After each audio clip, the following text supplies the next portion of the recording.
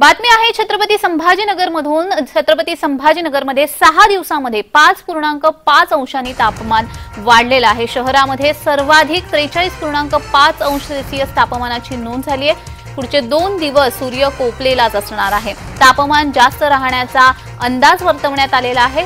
2020 चा विक्रम देखील यावर्षी तापमानाने मोडलेला आहे। यंदाच्या उन्हाळ्यामध्ये गुरुवारी कमाल तापमान हे 43.5 दिवसाचं आणि रात्रीचं तापमान 29.4 अंश सेल्सिअस इतकं नोंदवण्यात आलंय। हे सगळ्यात उच्चांकी पातळीवरचं तापमान होतं। प्रथमच एवढं उच्चांकी पातळीवर हे तापमान गेलं होतं।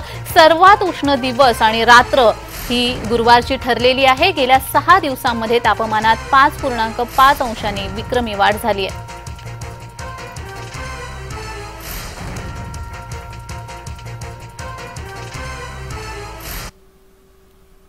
तर या संदर्भात अधिक माहिती देण्यासाठी आमचे प्रतिनिधी विजय चिडे आपल्याशी जोडले गेलेले आहेत। विजय, तापमानामध्ये खूप प्रचंड वाढ झालेली आहे। संभाजीनगरामध्ये तर 43.5 अंश इतकं तापमान कालच्या दिवसामध्ये मिळालं होतं। या संदर्भात अधिक माहिती। नक्की जाणवी, जर बघितले छत्रपती संभाजीनगरमध्ये मागील महिनाभरापासून जे आहे ते तापमानाचा पारा जो आहे तो चढताना पाहायला मिळत आहे।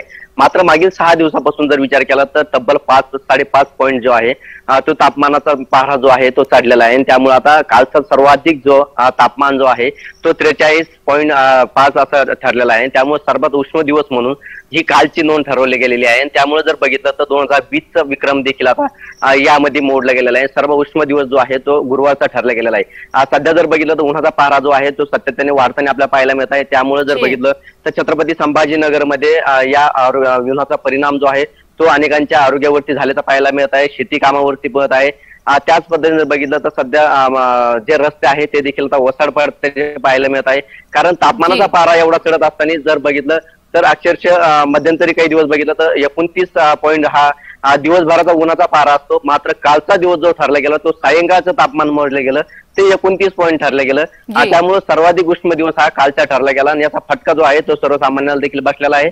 आणि एकीकडे छत्रपती संभाजीनगरमध्ये भीषण पाणी टंचाईचा सामना नागरिक करत आहे, त्यामध्ये उन्हाचा सामना आहे। अशा परिस्थितीमध्ये नागरिकांना आता घराबाहेर पडावं लागत आहे। एकीकडे पाणी टंचाई, दुसरीकडे उन्हाचा फटका, यामध्ये दुहेरी संकटात आता कुठेतरी नागरिक सापडताना पाहायला मिळत आहे। धन्यवाद विजय, तुम्ही दिलेल्या सविस्तर माहितीसाठी।